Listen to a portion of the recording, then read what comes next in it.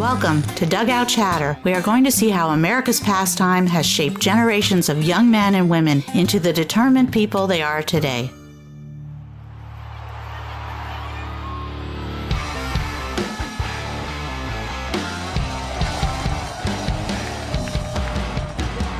Welcome back to another episode of Dugout Chatter. We got Conrad back in the house. How you doing, Conrad? Been pretty good, dude. How you been? Been doing good. You know, new job, getting back in the swing, doing the podcast again every week, putting out more content. So good. All that keeps you busy. So I wanted to start off with a quick story because I thought this was funny. So the other day I saw you on Facebook and you shared a reel from like the first episode you were on. I think it was like the third, fourth episode of the podcast, something like that. Yeah. And then I saw in the comment section, Tyler, and I was like, he's like, is that McKay? I'm like, oh my God, I remember that guy. Cause I played at Phipps Park with him. Him and my dad coached together. With Tyler? Yeah. His dad, You Ken. guys are on the same team? Yeah. His dad's Ken, right? Yeah. Yeah. Cause I played with him. I'm like, oh my God, I think he went to Lake Worth with a bunch of the other guys I played with. Mm-hmm. He was a really good kid. He was always a good athlete. His dad was cool. So that was just an interesting connection. How do you know him? I've known him since he was like in diapers. Ah, okay. I've known his whole entire family since I started playing ball there at Lake Worth. They all grew up playing there. I actually played ball with his older sister. And his older brother was like somebody I really looked up to. Wanted to be just like him on the field and stuff like that. So, and his nephew is one of my ball players for rec at Okehili, and he came out last season to help me coach, and I picked up his nephew again. He's helping me coach this year this season, and then me and him and a couple other guys are starting a travel team out of Okehili. So, oh, that's cool, dude. So, are you the head coach? You're like running everything? Yeah, I would say that me and Tyler we run everything together. Okay, so what's your responsibility like on the back end? Like putting the money-wise? team together, yeah. Like, how's all that? Well, putting the team together is pretty hard because at Okehili we kind of ran into a little bit of drama with some coaches, and some coaches had to leave, and they took a couple of players with them to wherever they went to start their own team over there. So we just basically been rebuilding the program from an 8U standpoint because it's all 8-year-olds, but now we're transitioning into 9U this summer. So we got all-stars, and then we're going to go straight from all-stars into like a 8U kid pitch team in like July if we don't get past states. And then from there, it'll be fall ball, and we'll all be 9U. Okay. So that's the goal, is to have a 9U team and take that 9U team and grow with them and continue to have them develop together as a team. The families stay together, and we roll through, 12U, go to Cooperstown, do the whole that'd be big cool. shebang, Yeah. Yeah. So why'd you want to start a program? Like for travel? Yeah. That's mainly why. Like, I love coaching, and I always thought like playing baseball was gonna be my thing. Like, that's just who I was when I was growing up. I was the baseball player. This is Conrad, the baseball player. Yeah. Now I'm like grown up. I still play here and there. I actually just told Donnie I'll play for him again this season. Yeah, I'm gonna be heavy on the part time too. Yeah, dude, I played like 3 games last season. Right. Yeah. Fall was not happening for me. Nah. Spring actually, I guess because like MLB started and spring training, and I'm like, man, I really want to play. I went out and took some swings a couple weeks ago, and I felt good. Yeah. And actually, Donnie hit me up that day that I went to take swings. Oh, nice. And I was like, yeah, I'll play, but super part-time, and I'm only gonna catch or hit, and that's it. Yeah, that's what I told him going into the season. It's kind of going to be the same. Like, I'm going to be heavy part-time. I'll try to be out more than last year. I mean, I still like going out when I can, but sometimes, dude, like, men's league gets to be a pain in the ass with some of the personalities, Well, we're also getting older, and the competition's getting a lot younger. It's kind of like when, like the older guys phased out of the men's league when we kind of phased into it. I know I'm a couple years older than you. Yeah, how old are you? 30. Oh, I'm 26. Yeah. Yeah, I mean, we still got plenty of plenty. So when you were a freshman, I was starting my men's league tenure. Yeah. I mean, we still got plenty of baseball left on us for men's league, but for me, it's just a time commitment now that I'm an adult and shit. Yeah, same for me, except for I got 4 kids now. Oh yeah, it's real hectic, dude. Yeah, I know between doing the podcast, new job, girlfriend, and all that things, like all those things. Yeah, it's tough to keep up with. Yeah.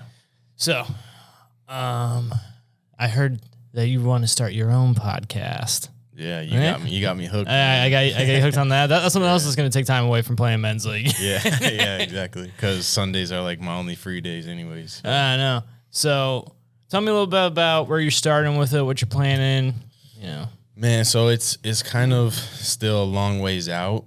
I did have another coach who I do lessons for his kid. He reached out and he's like, hey, I know you want to do this podcast. Me and another guy have been thinking about doing a podcast on some different baseball stuff, like youth baseball and different levels of youth baseball. We want to like team up with you and maybe do like a partnership podcast. And I was like, yeah, I'm down. I was like, the only thing I need is studio and like I want to get like a soundboard because I have mics and I have headphones. I want to get a soundboard. And initially I was looking for like a sponsor for like funding so I can come into a place like this. Yeah.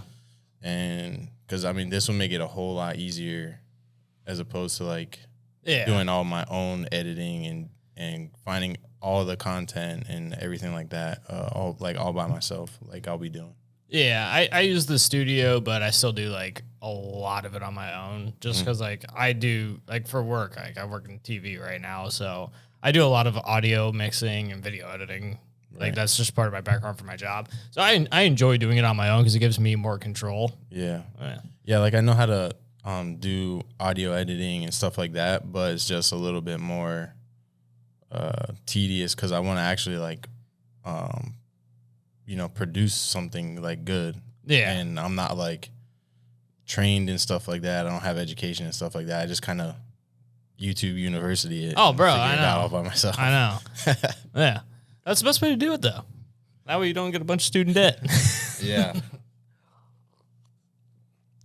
So, what else is new with you? Man, just working, dude. I've been working like crazy. Is there anything you're looking forward to with MLB season coming up? Well, I wanted to see how Yamamoto was going to be, and he got shelled today. So, God, I saw it. That's just a great start for him. I love that that's happening to the Dodgers. I gotta say it. I love it because like all this deferred money and all that shit, and like there's that thing with Ohtani, that story that broke his interpreter. Yeah, his interpreter, yeah. He like embezzled like $4.5 million, but I was like, dude, there's no way it's just his interpreter. Like Ohtani's got to be involved in like the booger sugar and then a little bit of gambling. Like, come on. I mean, it's the face of fucking baseball in all of Japan, and I'd say like 95% of the United States. Give or take a little bit of the Mike Trout fans, but you know what I mean. I don't know. That's just nuts. Yeah, it's all. I mean. It's all like West Coast people. I feel like I don't see too many East Coast people with Ohtani jerseys and. No, because honestly, like on the East Coast, especially in Florida, we're basically New York Part 2. So you get all the Yankee fans down here. Yeah, a lot of Aaron Judge fans down here. So I said that not even. And I'm a Yankees fan too, but you get a bunch of the bandwagoners. Yeah. Well, I've been a Yankees fan since '93. So. Oh yeah, no, I've been a Yankees fan my whole life. Like my mom's from Jersey. And that's how like baseball kind of came to our household. It was through my Uncle Nick and my oldest brother. Right. How do you feel about the Yankees shot this year? I don't like it. I don't either. I think the Yankees should have got Snell way like when the whole thing started. I think the Yankees should have pulled the trigger on Montgomery. I don't mind them passing up on Snell because his stuff is erratic. Like he's effectively wild. Like, yeah, he's got stuff, but put him in a hitter-friendly ballpark, it might be a different story. And don't forget, he had a few bad years with the Padres before he randomly won a Cy Young again. Yeah, I mean, that's true, but at the same time, you got to think he's coming off a Cy Young year. He's probably not going to shit the bed. Didn't he do that with the Rays? And the thing with Montgomery is he's putting up the same numbers he put with the Yankees, and now everyone's treating him like he's a fucking ace of a staff and all-star. I mean, Montgomery's a good 3-starter. That's because he had a good World Series. Average, don't get me wrong. He was an average Yankee starter. Yeah, he so was above average Ranger starter. After Blake Snell's first Cy Young Award in 2018, he was 21-5 with a 1.89 Ernie. Then the next year, he had a 4.29. Then in San Diego, he put up a 4.20, a 3.38, then had a 2.25. And he's on the wrong side of 30. Yeah. And he's getting paid $31 million a year. Yeah, well, I think the contract is bullshit. Oh, no, the contracts are heavy bullshit right now. He was asking way too much money to begin with. Yeah, that's why he held out for so long. And, like, I don't know. It just seems like I'm glad the Yankees didn't get him, especially this late, because, bro, he's going to be having a rough, like, March and April. Well, did you watch any of the series, the Korea series? Well, they're putting everyone out there in the middle of spring training, and they're going back to spring training. Well, so it's gonna be so lopsided, those games, the Seoul series. The Dodgers and the Padres went into spring training a week early, and now they started their season a week early. Oh, I thought don't they have more spring training games though? No, their next series is a regular season series against the Angels. Yeah, at the time of recording, we're a week away from opening day. Yeah, so the season I'm will so be excited. Dude, I am too. So excited. But the Yankees look like they're going to be a little injury riddled to start the year. Yeah. Well, what's up with Stroman saying he doesn't want to do the season opening day? Like, he doesn't want to throw opening day. Dude, Stroman's kind of a fucking nutcase. He's an amazing athlete. So Dude, he wants to be like a number 2 guy. He doesn't want to be an ace. Who knows? Remember he was like bashing the Mets when they didn't re-sign him? Didn't he? He had an issue with Cashman too, I think. Yeah, he was saying he never wanted to go to New York for the Yankees. Stroman literally just doesn't shut the fuck up. I mean, I could see him like being strong-headed enough to pitch in New York, but the guy's a fucking nut job a little bit. I mean, he's the most athletic pitcher in baseball. Yeah. I remember the one highlight of him with the Blue Jays where he fucking hit a Oppo Taco against the Braves. I mean, the dude's a hell of an athlete. Oh, dude. I gotta see it. You gotta look up some of his hitting highlights. He was actually pretty fucking good at the plate. Yeah. During interleague play. I miss watching hitters pitch. Pitchers hit. Yeah, so do I kind of, but I do like the DH. It kind of makes the game like it makes it more balanced. In there. It makes it more balanced too. Yeah. Because like AL and NL, you know, like NL most of the time you're getting one free out every 3 innings. Yeah, but see, that's the thing I never understood was like PO's not hitting, but like if you're in the NL, isn't that something that you would practice because like you are gonna hit?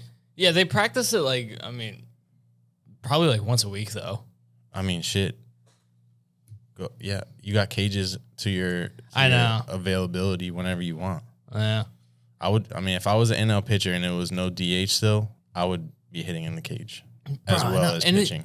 That'd probably take a little bit of your mind off of pitching because it's like just take a few hacks and have some fun with it. Because as a pitcher, you don't have to take it serious. Like get as high a leg kick as you want and try to go fucking deep. Well, that's like that's what as a Bumgarner. That's like Bartolo Colon. His whole entire career never hit a home run. He had like a .063 then he randomly batting average did it in his 40s and hit a home run. Still one of the best clips because I remember I went to his. So when my uncle Nick would come down, he'd take us to a spring training game every March, and it was like around the time the Mets first got Bartolo, and his first at bat, he comes up, rolls one over to the shortstop, like walks down the line, gets thrown out, and then his next at bat, he comes up, he hits a grounder and runs it out, and everyone starts cheering for him. That sounds about right. And he fucking dealt in his 40s. It was the weirdest thing. Yeah, well, it's like man, what's that guy's name? It's Jamie something. Jamie Moyer? The guy who pitched till he was like 48? Yeah, he was like 48. He was like almost Jamie 50. Moyer. He was throwing like 83-mile-an-hour fastballs, just getting it by people. By the end of his career, he wasn't even touching 80. Jeez. Bro. Like, because we were going to talk about some of the mental game of baseball. I think that's a good segue. Like, what do you have to be thinking to be like, I'm going to get 78 by this major league hitter than out in front of a changeup? I mean, he's probably going to be out in front of your fastball. Yeah. I don't know. I don't know. Like if if that was me, it's actually funny because I was pitching off like a little league mound yesterday, and actually like throwing a little bit to Tyler, and I was like, man, I feel like I'm throwing pretty hard. And he was like, yeah, you're on a 40-foot mound. I was like, yeah, it feels good though. Yeah, bring out the radar gun for that. So, what was some of the stuff that you worked on for like your mental approach? It really depends. When I was in high school and playing summer ball, my approach really was just like I would prepare myself just literally by sitting in the dugout with my eyes closed, just like imagining like what's gonna happen. Yeah. And then I'd get on deck and I would just time the pitcher. I probably would take like one practice swing or warm-up swing, but the whole time I'm just timing the pitcher, seeing his fastball, seeing his curveball. And then I get up to the plate and everything I imagine would happen. Sometimes I roll over, hit a ground ball, stuff like that. But mentally, I always was prepared for the worst, but expected the best. Yeah, because baseball is one of the games where it's like you gotta have like a good equilibrium. Because if you get too high or too low, you're gonna eat shit. Yeah, it's just about staying like the main thing, consistent. I mean, for me, I felt like if I was in the batter's box, I didn't have a thought crossing my mind, and I was like, those were always the best outcomes. Yeah, when just nothing was in my head, I wasn't thinking about anything. It was just reactionary twitch muscles firing. Yep. That's what I felt like was the best for me. Yeah, I actually tell my son mostly, but like I tell all my players, like when you get in the box, take a deep breath. Yeah. Forget everything. Just swing the bat. Don't be thinking about where the ball's going. I just want you to swing the bat, hit the ball. Mm-hmm. And for the most part, it helps. I mean, at rec ball, we have like the lesser rec players that swing and miss a lot. Sorry.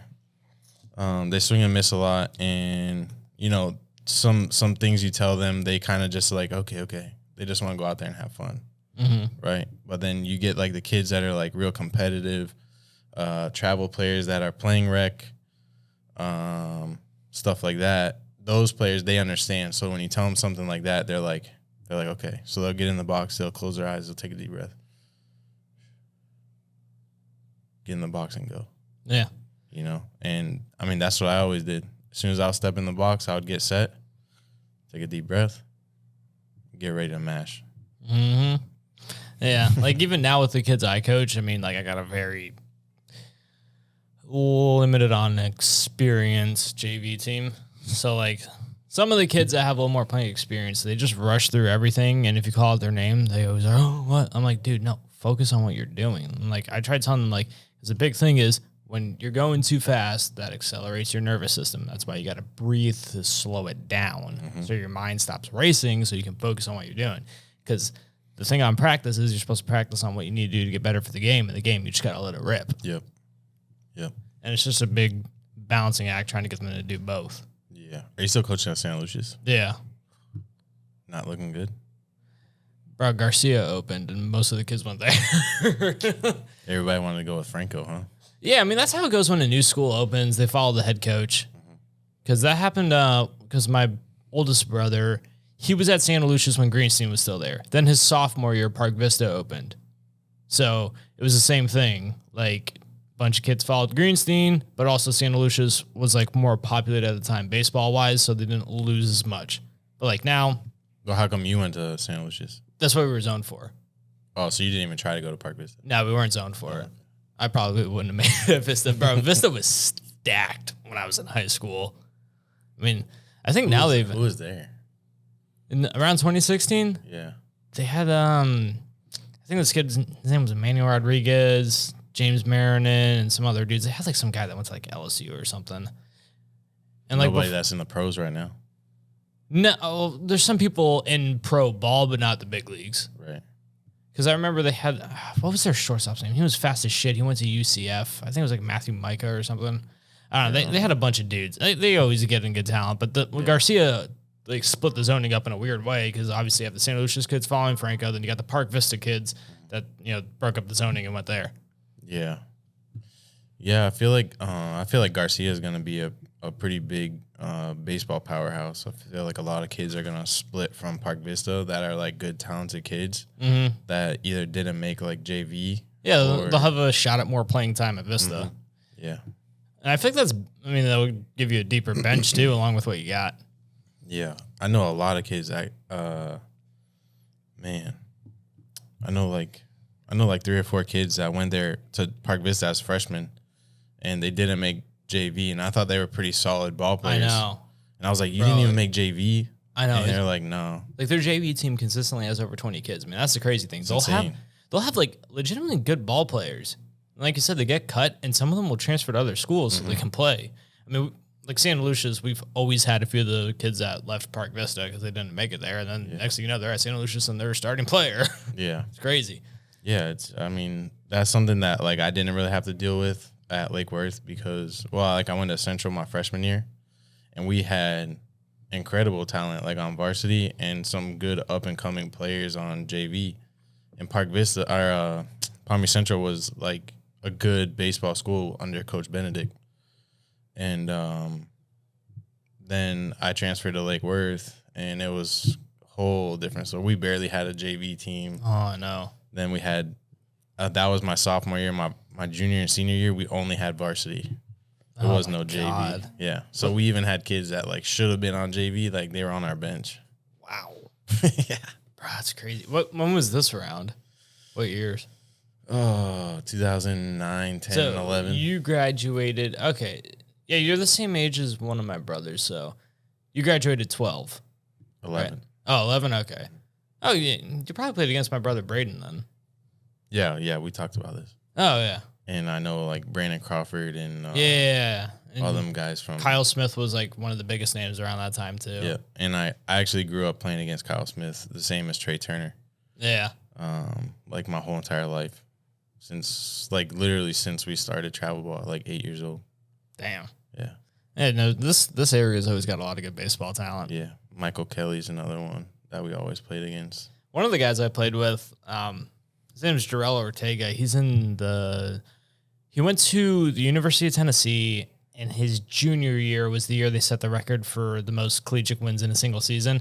Then after that, he got drafted in the 5th round by the Twins. I mean, like I think he's got a good shot at making the big leagues because the year they set the record for the most wins, he had like 320 with like almost 20 bombs and 20 stolen bases. Sheesh. He's trying to be like a Acuna.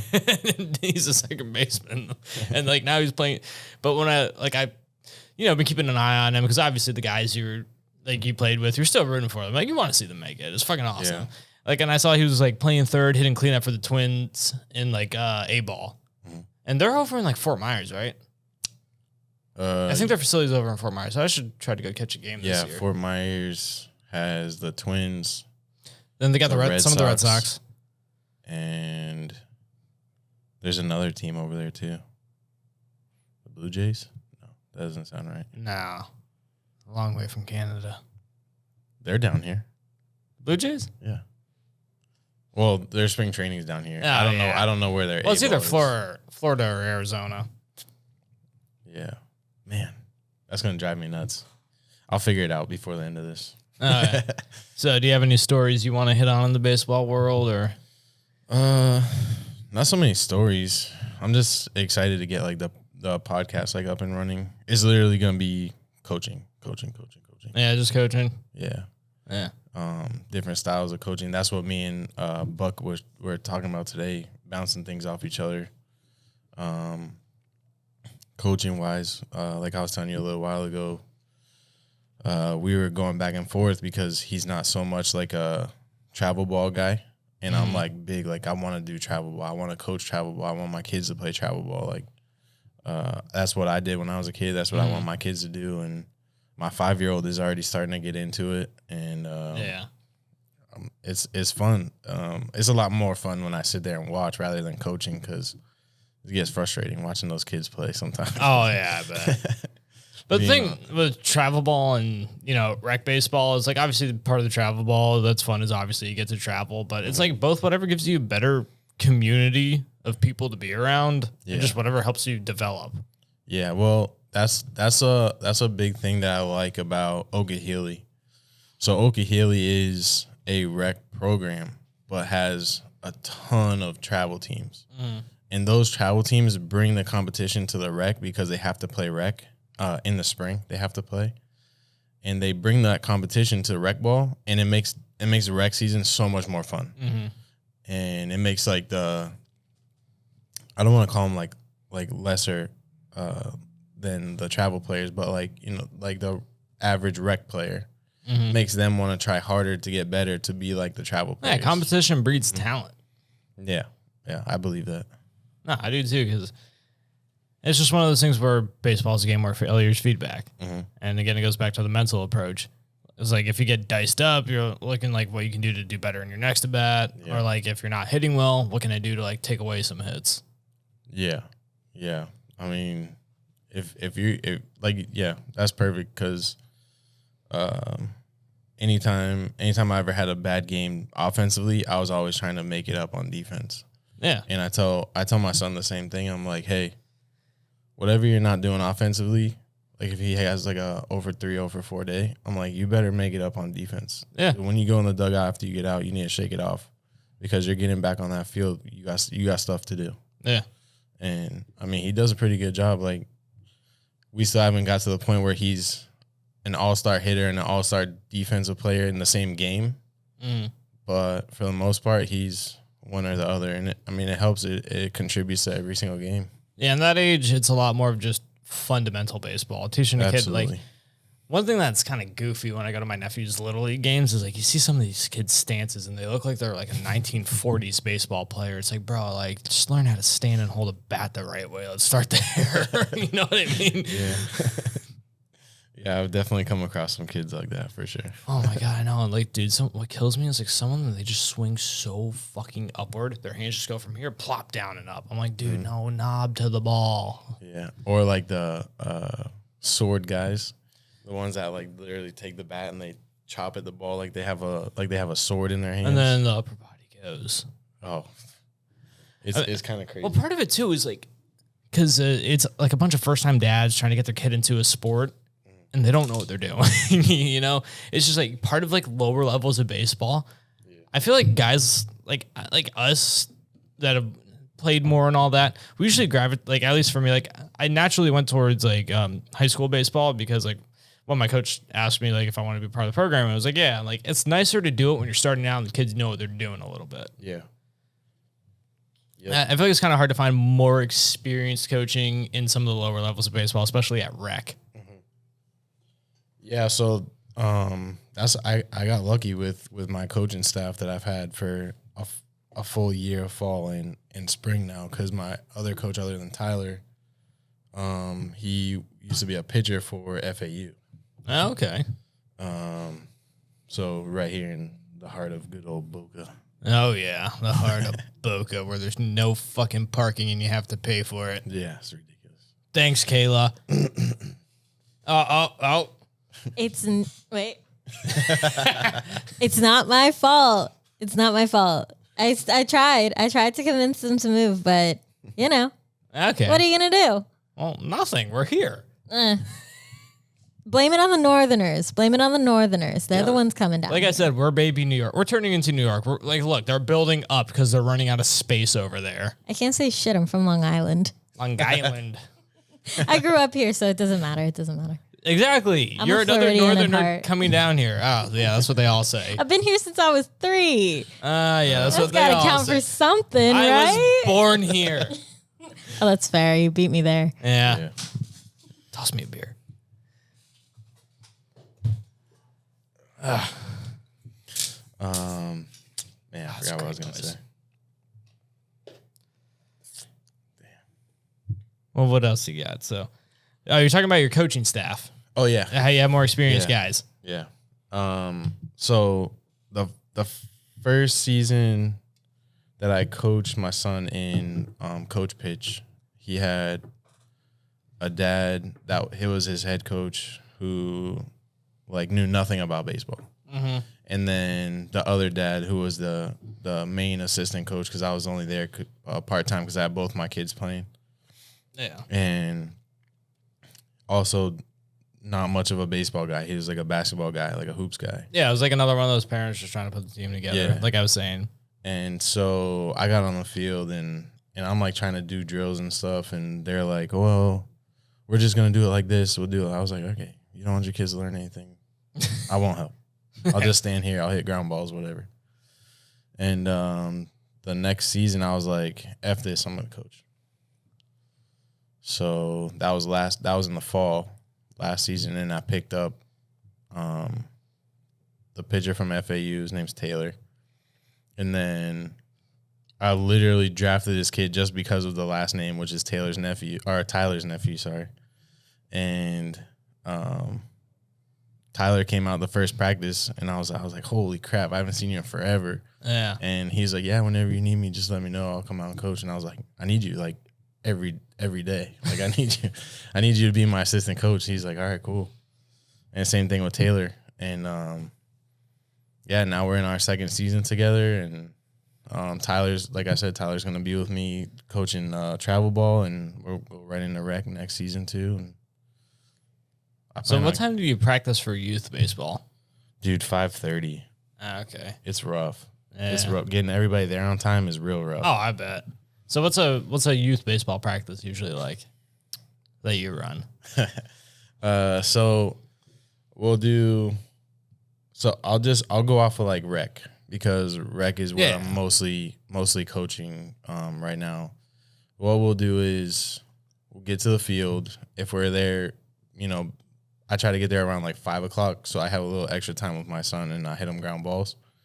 Anybody else who shows up before 5:30, they can jump in, take ground balls, and then from there we go straight into calisthenics and stretching. Like light calisthenics, jog it out, high knees, stuff like that. Stretching, throwing, and then we'll do, because I have the coaches that I have, I'll split them in 3 groups or 4 groups, depending on if I have my fourth coach there. So I have 12 players for my team, and we'll just split them into 4 groups. It'll be like a ground ball group in the infield, an outfield group, a group either base running or hitting, like off a tee. And then we'll rotate a couple times, 4 times. And then at the end of practice, we'll hit. And because we use the Blue Flame pitching machine, that little sling thing, I hate that thing. But the league uses it, so that's what we have to use. So we'll just have them hit for like a half hour. Okay. At the end of practice and shag, stuff like that. Yeah. That's basically it. I feel like when you get to like a little higher levels of baseball and you get a little older, some of the most beneficial things are hitting off a tee and like off of a fast pitching machine. So that way you can work on mechanics, drill everything out to get used to the ball moving fucking weird. Dude, as a hitter. You have no idea how many kids I like would do lessons for. And the first thing I always do when we do like a hitting lesson is tee work. Yeah. And then that tee work, they're like you could tell they start getting like bored, even though you're doing different but tee work's drills. Important. And I tell them, I'm like, look, I know that hitting off the tee is boring to you, but it's gonna be the most beneficial swing. Thing to building your swing. Yeah, big bad 12-year-old, you don't want to hit on the tee, dude. You need to hit on the tee because you're casting, and I can see it on the tee. Yeah, I know. Because the biggest thing is put it on a 2-seam, hit the inside of the ball, and notice how much more you're ripping it. Because like when I do tee work, I like to do like long tee in the cage and try to hit it to like right center, like a little bit. Aim up the middle. If I go to right center, that's kind of the goal. That's what I like to do. Yeah. Just like a nice clean line drive there. And like you don't have to swing hard, like start slow, get the hands going and build it up, swing a little harder. Yeah. So I watched a video of Freddie Freeman hitting on the tee. He's got a weird fucking swing. He does, but I mean, he starts up here, but it works. He's so efficient. He like throws the knob and then drops all of it and then fucking launches it gap to gap. It's the weirdest thing. And bro, doubles king. And one weird thing about him, he's all fucking legs. He has like no torso. He looks like a giant 12-year-old. Yeah, he does. He actually does. He's like really long in like the legs for sure. Yeah, but like I was watching him in that series this week. I was like, man, Where the heck is his stomach? And like one thing I don't get, like, so what you see at the big league level is what the little kids, like the kids in little league, are going to imitate. And one thing that maddens me always, I bring up like at least once a podcast, is how people don't value batting average. Yeah. And I was watching MLB Network one day, and they had a couple guys from the Rays on, and this one guy was talking about like, oh, what do you do for like Mark, I think Mark DeRosa was talking to them. He's like talking about like their training approach and all that. And he's like, so what's your main thing you do when you practice? Like, what do you practice? And this one guy's like, I don't do tee work. I just focus on exit velocity. I'm like, are you kidding me? How's the only thing you focus on fucking exit velocity? No wonder you're hitting under 200. Like, what the fuck is that? Yeah, how many strikeouts does that guy have? I don't even remember his name, but he was like some lefty for the Rays. And it's like, bro, like you got fucking 15 home runs on the year and you strike out like 150 times. Like, that's not a productive player. No. I mean, even like Judge and Stan, they get 40 plus home runs, but they still have like 150, 60 strikeouts. Yeah. Judge is I kind of want to know what they Judge is kind of an exception to the rule because he can still hit for a batting average. So it's like he's going to hit the ball or he isn't. And it's usually going to result in success when he makes contact. But Stanton, bro, I don't even fucking know. Ever since the Yankees got him, he's been like, he had like a good season or two. He's been fucking garbage. Hit 3 home runs last night. Yeah, spring training. Like, come on. Like, dear God. Hey, you still got to hit the ball to hit it out. I know, but it's spring training. Like, dude, these games don't count. No one's going to you remember Kyle Higashioka. Yeah. He is that my mic or is that the headphones? Okay. Kyle Higashioka, he hit like he led spring training in home runs like 2 years ago. And he set it on fire. And I remember he had a garbage regular season. Now he's not on the Yankees. Yeah. That was 2023.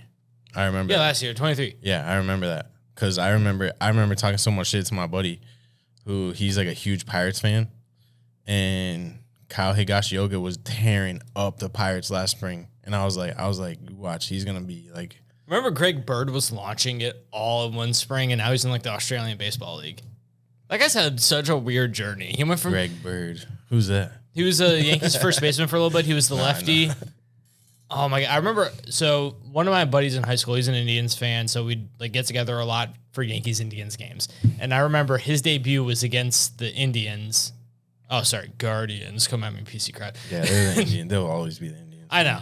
But anyway, they're in Cleveland playing the Indians. Greg Bird goes 0 for 5, but he was fucking scorching the ball right at everybody, like missiles at the right fielder, missiles at the left fielder. And it reminded me of Jeter's debut where he went 0 for 5. And I was like, brother, this guy's going to be something. And I was wrong. So maybe I shouldn't judge talent. Yeah. Yeah, I mean, I don't remember any of that. Like Greg Bird kind of did like a. That was the baby bomber time. Like remember in 2017 when Judge, Gary Sanchez, Greg Bird, Luis Severino, like all of them were young. Bro, Gary Sanchez is the biggest fucking waste of potential I've seen since I can remember. That man's got an arm like Pudge, power like. Who's like a really good example of can hit the ball out anywhere? Kind of like a prime Miggy or can. You know what I mean? Like, yeah, I would say like Vladimir Miggy. Guerrero Jr. Yeah. Or, yeah, like Miguel He kind of reminds me like a prime Miggy. Like, he can hit the ball all over the field with authority. But it's just fucking laziness. And people are treating him like now like he did good with the Pirates last year. Not the Pirates, the Padres. He still put up the same numbers he did with the Yankees when he was ass. Mm-hmm. Well, that's why he was ass, because he was with the Yankees. He was a better team. But the Yankees also, like, I've heard about their training regimen for the minor leagues. It's fucking horrible. Like, they just teach, like, spin rate and exit velocity. Like, we're saying, like, it's only going to take you so far. Well, it's okay, because the Yankees have 17 catchers. Yeah, just because you can throw a ball hard and hit a ball hard doesn't mean you're going to do good or do those things consistently. Yeah. Because they teach accurately. Exactly. It's like the old expression, no one cares how hard you throw a ball for. Yeah. I don't know, I feel like baseball is in such a need of more old school practices. Well, it's all the technology is getting to everybody's head. Well, it's the pendulum swung too hard the other way. And like, don't get me wrong, there's benefits to it, but it's like when you're all in on one thing, that's failure. Yeah. No, I'm 100% with you. Like, I think the technology is great. Yeah, but I think people are more worried about what they look like on the technology rather than how they perform. Exactly. Like that guy on the Rays said, he's only focused on his exit velocity. Do you know who had the lowest exit velocity in baseball last year? Who? Luis Ariz. Do you know who led the major leagues in batting average last year? Luis Ariz. And the dude still hit like around 15 home runs. Mm-hmm. So it's like, I don't know, you can't take things, I don't know. You got to take what works for you. You can't just be all in on like, oh, baseball isn't a power surge. I'm going for power. Well, guess what? If I went for power, that wouldn't do shit for me. I've never hit a home run in my life. Right. So why would I sell out on that? Well, that's the thing is everybody, like the exit velo, everybody thinks that they're going to crush a ball because they're hitting a 100-mile-an-hour fastball. But, I mean, if you're not built to crush a ball, you're not going to crush a ball. I know. Like, you might hit a couple home runs here and there, but you're not going to hit dingers like 30 plus. Well, and that's what I was saying, too, on one podcast that I did with, like, my brother and some of the guys who play college ball with is, like, launch angle doesn't mean shit if you're in high school and you're, like, 130 pounds. You know what I mean? What's lifting the ball going to do for you? I think the thing... It's going to put it a little deeper shortstop. Yeah. You remember Eric Chavez? Yeah. And he played with, what's that guy's name? He was a switch hitter. He came up with the Braves. He spent, he also went over to the Yankees. I can't think of his name. Switch hitting outfielder. Remember, he was on the Braves when they won the World Series. Switch hitting outfielder? Yeah. It's going to drive me fucking nuts. Well, you got your computer right there. I know. I got my phone. Buy me some time. What was his name? Man, I'm trying to think of like all the switch hitters. I mean, a big switch hitter. He played for the Yankees. He went out with he was also in Moneyball. He was on the A's like in 01 or something. It wasn't, no. Man, Moneyball. So I really can't think of this guy's name. All right. Let me look up the Braves World Series roster. World Series. Yeah, that might be better. So he was with like Dan Ugla. No. Like the 90s Braves. Oh, 90s Braves. What year did they win? 95? I don't remember. David Justice. Justice. That's it. Yeah. So Eric Chavez was playing with David Justice, and he was like, so, you know, Chavez, he put up a lot of monster numbers, but he said he was more of a second half player. Mm-hmm. And he was like, that's why I never made an all-star team. And then like 1 year, David Justice was just telling him, was like, dude, just try to hit singles up the middle. And he's like, next thing you know, it's fucking April. And like, I'm the league leader in home runs and hitting over 300.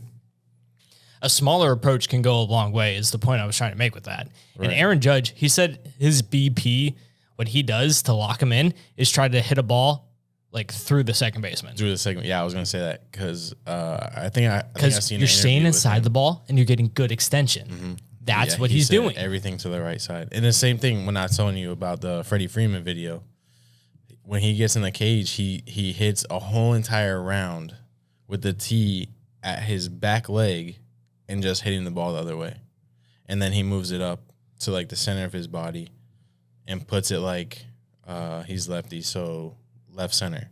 Mm-hmm. And then from there, he puts it all the way out in front so he can get the extension and keep his shoulder closed. Boom, and then knock the ball, center field to right center. And one thing I think is really beneficial, especially for you coaching lower levels of baseball, is just teach the kids. Because the one thing I noticed with my nephew, he's 8. As soon as he hits the ball, he's looking for it. Like, as soon as it comes off his bat, it's like, no, keep your head down as long as you fucking physically can. Yeah. I feel like that will help any kid swing a lot. Just look down at the point of contact. I want the ball to hit your back before you look up. I mean, the bat to hit your back before you look up. Yeah. You know what? I want to create something because I'll do like workouts with my kids, right? And I'll try to get them to keep their head down when they hit the ball, like eyes on contact, right? So my eyes are here. Mm-hmm. Ball goes out and my eyes are still here. Yeah. And I want to create, because like I can't like hold their head while they're swinging because their arms are too long. Like they'll hit me anyways. I want to create something where it's like a stick, a pipe that has something like big like my hand that can literally keep their head just like still there, and then they'll swing and go through it. That's why tee work is so important, because you can hit the ball and you're still looking at the tee where the ball was placed the entire time. Yeah, but that's the thing with some kids, like, I mean, especially like real young kids like I work with, they'll do it perfectly for a whole tee round, right? looking at the tee, and then you do front toss, and I'm like, okay, so tell me every location where these balls are when I toss them as you hit them. Okay. That's where I don't know. You got to over exaggerate. Tell them, if I see your head, like, just fucking run. I don't know. Like, coaching high school baseball. I have my kids do push-ups. Like, if they fuck up a drill, I'm like, just do push-ups. Yeah, coaching high school baseball, I mean, like, I feel like the only way kids respond is if you're such a dick to them. You know what I mean? You can't be like that, though. Especially, like, not like such especially a dick. Kids that are coming up right now that they don't respond to it. I mean, I don't know your experience. Well, you know what I mean? It's like, you can't be soft. But, oh, yeah, for sure. No. But, like, if they don't do something, you have to make them run. That's one of the only things I found that helped was, like, if you guys aren't going to do this, and you got taking away hitting, you got to take away the fun parts of practice that they like to do. Because I love taking IO. I loved hitting. If you're not going to, like, learn and get better and waste my time, I'll take away the fun parts of practice. Yeah. I kind of do that with my kids. Like, if I see, like, practice is, like, progressing slower because they're kind of fucking around out there, like, during practice, I'm like, okay, so we just won't hit at the end of practice. We'll figure out how to run bases, or you guys will just run. That's what I mean, run. Because they all hate running. They all hate base running. They just want to hit and they want to throw. Yep. So, yeah, I kind of do that similar. But I would say for you, for, like, high school guys, I would tell them you're either going to do it like this or you're going to get real strong. And you're not going to get both. Yeah. So I would be like, do it this way or do push-ups. That's what's been squats. Yeah, that's what's been working for them at practice. Either make them run, make them do push-ups or something. Yeah. I mean, any kind of, like, physical retribution to them fucking up. But I wouldn't be like, okay, I'm going to tell you this one time. No. Up, it's not like one time. It's like throughout the course of practice. It's like, wow, you guys are still doing this. We stretched, throw, ran. We're halfway through IO. Yep. You're still doing all this. And one thing I know is, like, if they warm up bad, the rest of the day is going to be a shit show. Oh, I hate that. Oh, my God. Dude, practice starts with warm-ups. It starts before warm-ups. And if you're fucking around at warm-ups, dude, my day is just completely, I'm like, but the hardest thing to get through is, like, dude, like, I've been through this, been through the ringer. Like, you know, when you're an adult, you're like, you realize how baseball affected you, like, throughout your whole life and made you better from what you were. And you're like, guys, I just want you to lock it in. I want you to realize everything I'm saying. Like, because I'm not just doing this to be a dick, be like your coach or whatever. I'm doing this because, like, this will help you. It's just finding that way to dispense your knowledge in a way that works is so frustrating. Yeah, sometimes I feel like kids almost need to see, like, they need to see you in action. That's why how you play. I jump in on ground balls, hitting and everything. And, like, don't get me wrong, I fuck up and look stupid sometimes. But I also don't play every day. Yeah, well, dude, I actually just did it yesterday. I was teaching the kids how to do infield dailies. Yeah. Right? And so I was like, okay, so we're going to short hop to our partner. And you're gonna catch it, and, like, a few times, like, I missed the short hop, and I'm like, okay, do it like this, but except you need to catch it. Exactly. And I'm like, you there's can't sometimes you jump in and you made the nastiest play they've ever seen. Yeah. Because that happened to me. Like, there was one time there was a ground ball. Like, I was playing third, just filling in because we had a guy hurt. So I was like, all right, I'll fill in here so we can do IO, like, as a team and do, like, everything. And there was one ball hit to my left, and, like, it was a double play, and, like, short hopped. Because I caught a lot, like, sometimes I naturally drop to my knees. So I, like, kind of dropped and blocked to go around it. And then on my slide on my knees, I threw it to the second baseman to double him up. That does sound pretty sick. Yeah, no, like, it looked awesome. And I'm like, guys, don't expect me to do that again. But even, like, conditioning, because I know when I played high school baseball, if the coach jumped in on things, it just made me more excited. Because I'm like, oh, he loves baseball. I love baseball. Yeah. And, like, when the coach, like, I did some of the conditioning with them. It's like, and I try to get that point across from doing all that. It's like, I'm not asking you to do something I wouldn't do or I would be uncomfortable doing. Yeah. So it just doesn't seem like do what I say, not what I do. Yeah. So I just recently started, when I do my catching lessons, I'll wear shin guards and I'll, like, slide and show them the slide blocks and the one knee slide blocks and stuff like that. And I mean, it helps, like, immensely, because now instead of me being like, oh, you got to do it like this, and just kind of show them like half-ass kind of.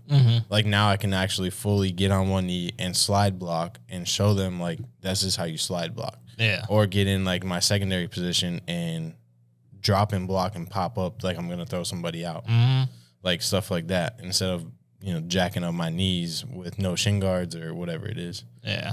So I feel like that has recently helped with my catching lessons. So yeah, it is. I mean, like actually being able to like show them that you can actually do the shit. It goes a long way, man. Because I remember one time, like at the dead time at practice, like I was on the mound and I was like, I'll just throw a couple off the mound because when you're there, you get the itch. And like I was just like warming up and like I was mixing in my curveball slider splitter, like my whole repertoire. And then the kid catching me was like, Coach, what the fuck are you throwing? But then you realize it's like when my stuff's good, it's a little more high level than what they've seen. And like, I want them to get that itch. Like I want to be better than Coach. Do you ever throw like live BP to them? I wanted to do that where it was like a sim game and I was the pitcher. You should do it. Yeah. Cause that would be fucking fun. Yeah. Because I'd get so competitive, I'd be like, guys, I'm going to fucking destroy all of you. If a ball leaves the infield, I lost. Yeah. Like, that's how I would get in my head. You got to let me know if you ever do that because I want to come out. Oh, my God. You actually haven't seen me pitch, really. No. Yeah. Maybe we should do that one day. That'd be, like, a good thing to post on the Instagram. Like, we should do a sim game one weekend. Okay. Also, but let me throw at least one bullpen before we do it because, dude, I haven't thrown off a mound in like fucking 5 months. Okay. Well, I just talked to Chris. Capoletti? Mm-hmm. Bro, what's been up with him? He was supposed to come on the podcast again. 2 days ago. I fucking called him. Well, I'm more important than you. I know. Isn't he, Kayla? You hop on the mic and let everyone know.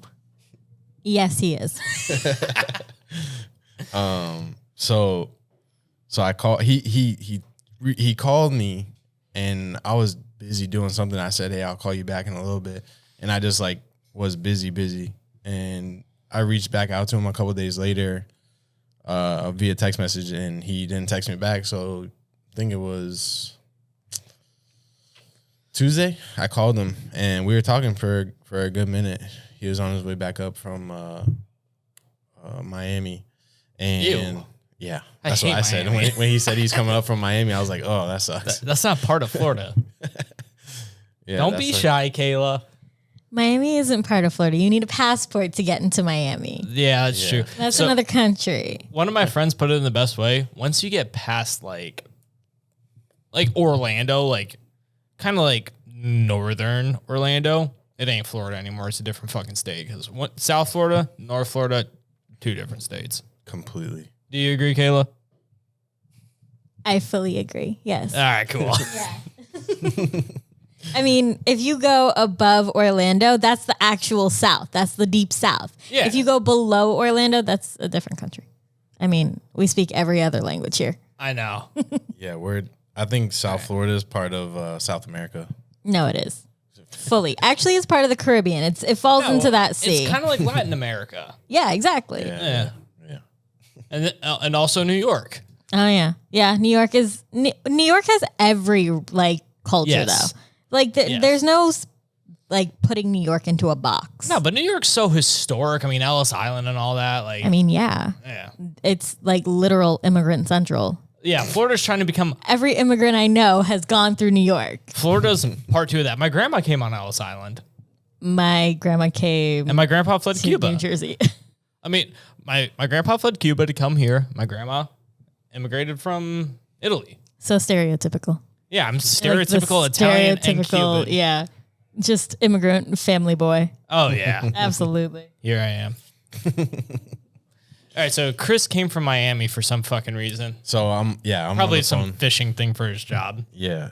Well, he was working. Yeah. So I'm on the phone with him, and he's saying how he hasn't really been on the field in a while. Mm-hmm. So I was like, cool, let's get on the field. You let me know your schedule next week. Week. Include me in that shit.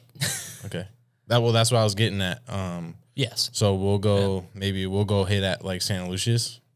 If we can get on the Santa field. Lucia's is kind of in busy time because all the colleges are there. Fuck the colleges. But I know a spot where we can go. Spring break is this week. Next week. I know a spot where we can go in Wellington. because all the colleges come down here from the north to start their season. Where, Pearson? It's down Stribling, Village Park. Yeah, it's off Pearson. Yeah, then yes.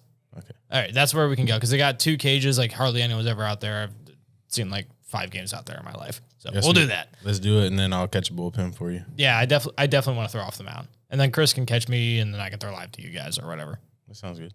We'll do that. But yeah, that's what I was getting at. Is he was saying he wants to get back hitting. Yeah, and if we all throw live to each other, that'd just be good for all of us. Yeah. Well, I won't throw live, but I'll catch. Oh, you don't pitch? Hell no. I can't even throw BP to my kids, dude. Oh my god! Usually catchers throw a good BP because it's the short arm action. I have a terrible shoulder. Oh, dude, I know my shoulder's starting to take a shit on me. Because I remember one game I was pitching men's league. It's that over 25 shoulder. I know, because one thing, I never threw very hard. So I was a good junk pitcher. My fastball moved kind of weird, and I short armed the ball. And doing that in men's league, I'm like, fuck, this hurts because my arm's not conditioned for this. Yeah. Like I can throw a good subby. Really? Yeah. You just lob it? No. Oh. I throw it. You rip it? Yeah. Oh, okay. So that's what I was throwing last night with Tyler. And I was a little bit wild, but I literally haven't thrown off a mound, especially subby, in like 2 years at least. All right. Here's a deal I'll make with you if you want to take a live bullpen off of me. So my first one warming up, I will throw just a bullpen to you and you can hit off of it, but that don't count. I mean, I'm still going to take it way too serious, but you know what I mean? Like that's not the actual test. Let me get I feel like that's fair. One bullpen and then we can go into the actual thing and then we can start keeping track there. Yeah. You cool with that? That's fine. I'll catch for you and hit. I don't care. Whatever. But one thing I can't do, I can't throw to a net if I'm pitching because that just feels fucking stupid. Yeah. Yeah, I mean, somebody not throwing the ball back to you is definitely... Yeah, that just feels wrong. Yeah. I mean, we can keep a bucket there for foul balls, but shit. But if we want to get on the field, Chris and I were actually going to a place up in Port St. Lucie for a little bit. That's good for that. If we'd want to make a trip up there. Yeah, on a Saturday or something. Okay, we could do that. Yeah, let's spend that out. So tell me a little bit before we wrap up, more about your podcast, what to expect, where to find it. Okay. Do you have a name? So I do have a name. Oh, yeah. Yeah. It's called Thou Shall Not Steal. Okay. A little bit of catcher vibes.